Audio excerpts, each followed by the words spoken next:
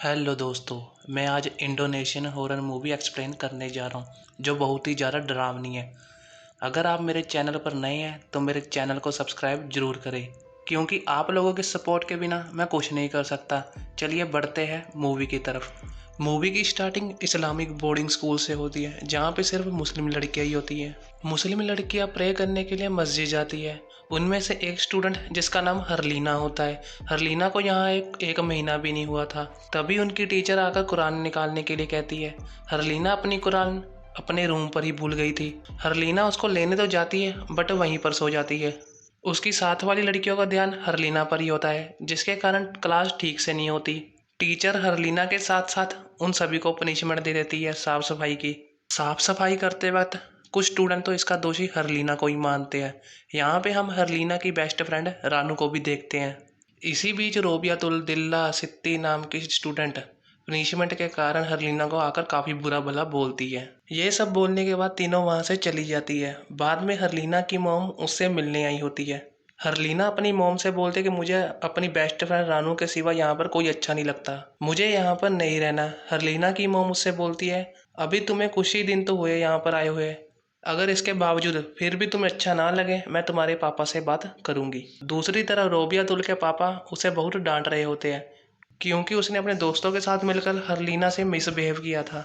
बाद में हरलीना की माँ हरलीना के पिता से बोलती है कि हरलीना का वहाँ पर दिल नहीं लग रहा। हरलीना के पिता बोलते हैं, वहाँ पर गए उसे एक महीना भी नहीं हुआ, कुछ दिन और रुको, उसका मन लग जाएगा। वह इधर रानू मस्जिद में पढ़ने के लिए जा रही होती है। वो हरलीना को भी साथ चलने के लिए बोलती है, पर हरलीना कमरे में रहने ज़्यादा पसंद करती है। रानू के जाने के बाद रोबियातुल अपनी दोस्तों के साथ हरलीना के पास आ जाती है। रोबियातुल को लगता है कि उसकी कंप्लेंट हरलीना ने की थी। रोबियातुल अपना बदला लेने के लिए हरलीना को काफ़ी ज़्यादा टॉर्चर करती है। टॉर्चर के बीच हरलीना के हाथ पर गर्म प्रेस लग जाती है। हरलीना उनसे बचने के लिए बाहर की तरफ भागती है। तीनों उसका पीछा करके उसे पकड़ लेते हैं और हरलीना के जले हाथ को सरफ वाले पानी में डाल देते हैं। हरलीना को काफ़ी दर्द होता है। हरलीना उनसे बचकर फिर बाहर भागती है, बट रास्ते में गिर जाती है। तभी तेज गाड़ी आकर उससे टकरा जाती है। इसके बाद हरलीना को काफ़ी जख्मी हालत में हॉस्पिटल एडमिट कर दिया जाता है।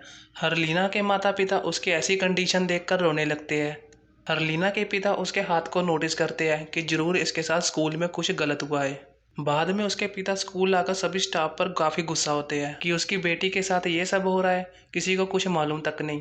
इसके कसूरवार थोड़े अंकल आप ही है, जब बेटी बोल रही थी यहाँ पर नहीं रहना तब उसका कहना टाल देते थे। खैर, इसके बाद रानू हरलीना से मिलने के लिए जाती है। हमें ये भी देखते हैं कि हरलीना की हार्ट बीट बंद हो चुकी है, मतलब हरलीना मर गई। खैर, एक हफ्ते बाद का सीन शिफ्ट होता है। रानू रोबियातुल और बाकियों के साथ कपड़े सुखा रही होती है। कपड़े सुखाते वक्त उनके सामने हरलीना आ जाती है, जो मर चुकी थी। शायद डॉक्टरों ने उसे बचा लिया हो। खैर, इतने दिनों बाद रानू उसे देखकर अपने गले लगा लेती है। दूसरी तरफ हरलीना के टीचर प्रिंसिपल हुमायूं को बताते हैं कि वह वापस आ गई है। प्रिंसिपल हुमायूं का यहाँ पर फर्ज बनता है कि उस दिन हरलीना के साथ क्या हुआ था।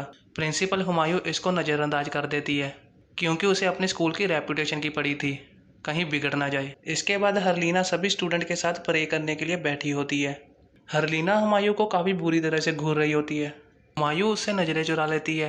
हरलीना तभी उसके कान में आकर कुछ बोलती है, जिससे डरकर वो वहाँ से चली जाती है। सीन चेंज होकर रोबियातुल पर आता है, जो सित्ती के साथ बाथरूम जा रही होती है। जब रोबियातुल बाथरूम के अंदर जाती है तभी उसके सामने सित्ती आ जाती है, जिसको किसी ने वश में किया होता है। रोबियातुल उससे डरकर भाग जाती है और अपने घनी टीचर के घर पहुंचकर उनका दरवाज़ा खटखटाने लगती है।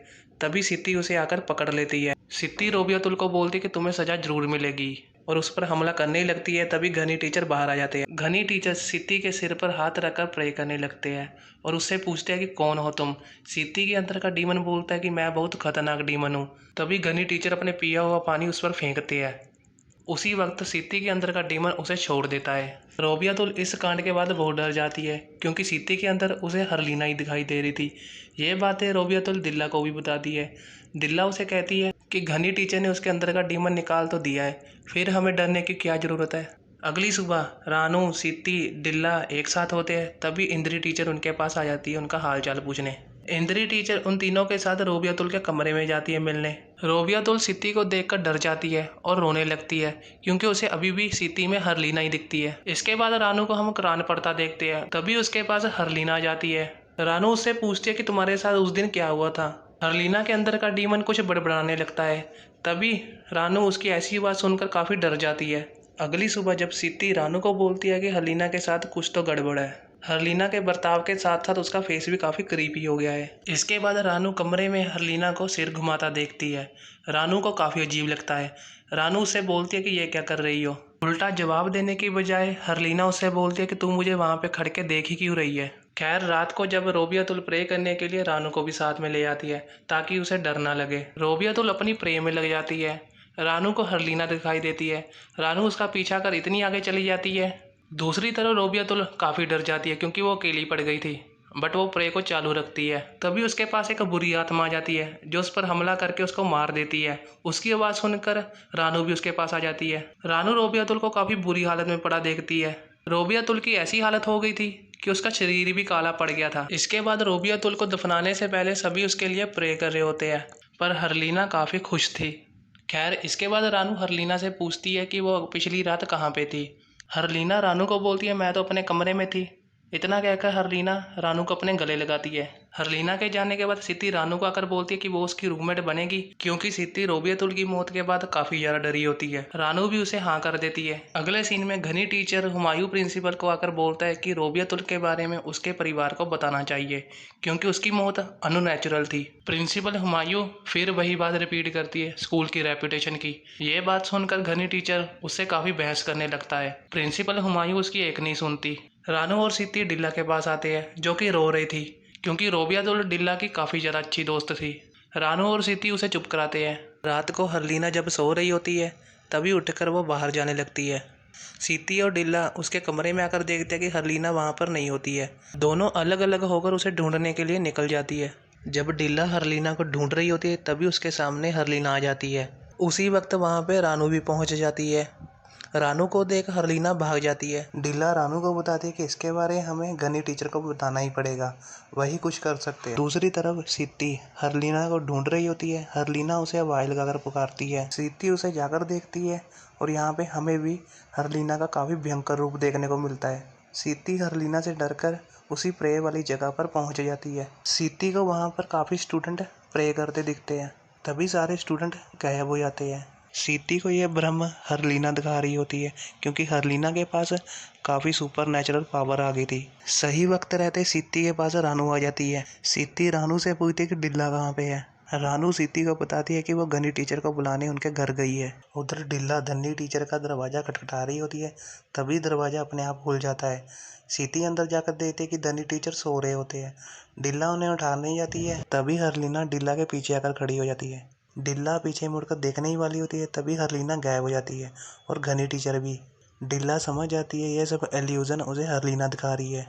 इन सब के बाद डिल्ला डरकर भागने लगती है, तभी दरवाजा अपने आप बंद हो जाता है। डिल्ला इतना ज़्यादा पैनिक करने लग जाती है कि इंद्री टीचर उसकी आवाज़ सुनकर उठ जाती है। इंद्री टीचर प्रिंसिपल हुमायूं को जाकर उठाती है। ये दोनों डिल्ला को ढूंढने के लिए निकल जाते हैं। ढूंढते ढूंढते दोनों उसी प्रे वाली जगह पर पहुंच जाते हैं जहां पर इन्हें डिल्ला की लाश मिलती है, बिल्कुल वैसी कंडीशन में जैसे रोबियातुल की मिली थी। दोनों टीचर काफ़ी ज़्यादा डर जाते हैं, सभी बच्चों को एक ही जगह पर इकट्ठा कर लेते हैं ताकि सेफ रहे। दूसरी तरफ सिद्धि और रानू घनी टीचर को बताते हैं कि ये सब कांड हरलीना ही कर रही है। घनी टीचर एक और टीचर के साथ हरलीना को ढूंढने के लिए निकल जाता है।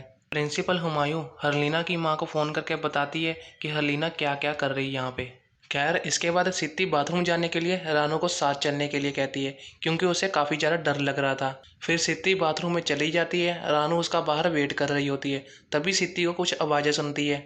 सिद्धि रानू को बिना बताए किसी और जगह जाने लगती है। रानू उसे देख उसका पीछा करती है। रानू उसे बुलाकर देखती है, वो सिद्धि नहीं हरलीना होती है। सिद्धि तो रानू के पीछे खड़ी होती है, मतलब जिसका रानू पीछा कर रही थी वो सिद्धि नहीं हरलीना थी। खैर तभी हरलीना सिद्धि को पकड़ लेती है। तभी घनी टीचर भी आ जाते हैं। घनी टीचर हरलीना को रोकते हैं और उसको पूछते हैं कि तुम कौन हो। हरलीना उनका जवाब देती है कि मैं एक जिन्न हूँ, मुझे किसी ने दुष्ट लोगों को ख़त्म करने के लिए यहाँ पे बुलाया है। घनी टीचर उसके सर पर हाथ रख के प्रे करने लगते हैं, बट उसे कुछ नहीं होता। उसी वक्त हरलीना के माता पिता भी आ जाते हैं। हरलीना अपनी माँ को देखकर काफ़ी ज़्यादा गुस्से में आ जाती है। यहाँ से सीन फ्लैशबैक में चला जाता है। जिस वक्त हर्लिना का एक्सीडेंट कार से हुआ था, वो कार किसी और की नहीं, उसकी माँ की ही थी। हर्लिना की माँ को पता नहीं था कि उसकी कार की टक्कर किसी इंसान से हुई है, क्योंकि उसकी गाड़ी हर्लिना से टकराकर किसी दूसरी तरफ पड़ी लकड़ों से टकरा जाती है, जिससे हर्लिना की माँ को पता भी नहीं लगा और उसकी बेटी की मौत हो गई थी। खैर, प्रेजेंट सीन में हर्लिना अपनी माँ को मारकर अपना बदला ले लेती है। इसके बाद हम फिर फ्लैशबैक में देखते हैं कि हर्लिना की मौत तो हॉस्पिटल में ही हो गई थी। हर्लिना के पिता ने उसकी मौत के बारे में हर्लिना की माँ को नहीं बताया था। हर्लिना के पिता एक तांत्रिक के पास जाते हैं, उसे कहते हैं कि मुझे अपनी बेटी को दोबारा जिंदा करना है। तांत्रिक बोलता है बेटी तो जिंदा हो जाएगी, बट उसके अंदर कौन सी आत्मा आएगी ये मुझे नहीं पता। रिचुअल करते वक्त वो अपनी बेटी के सर पर एक कील घुसाता है, जिसके चलते हर्लिना जिंदा हो जाती है। उसके अंदर एक जिन्न आ गया था, साथ ही साथ हर्लिना के अंदर काफ़ी शक्तियाँ भी आ गई थी। खैर, प्रेजेंट सीन में हर्लिना को कुछ तांत्रिक काबू कर लेते हैं। हर्लिना का पिता उसके सर से कील निकाल देता है, जिसके कारण जिन्न उसका शरीर छोड़ देता है। हर्लिना का पिता बहुत रोता है, क्योंकि उसने अपनी बेटी और बीवी दोनों की जान गंवा ली थी। खैर, कुछ समय बीत जाने के बाद हमें दिखता है कि हर्लिना का पिता अपनी बेटी और पत्नी की कब्र के पास बैठा होता है, और यहाँ पे ये दोस्तों मूवी ख़त्म हो जाती है। दोस्तों, अगर आपको मेरी एक्सप्लेनेशन अच्छी लगी हो तो चैनल को लाइक, शेयर, सब्सक्राइब जरूर करें। तब तक के लिए बाय।